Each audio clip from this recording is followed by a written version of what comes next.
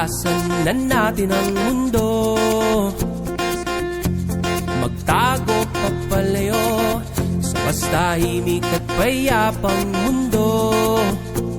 Bumubulong ang hanging hamihan at huni ng ibon.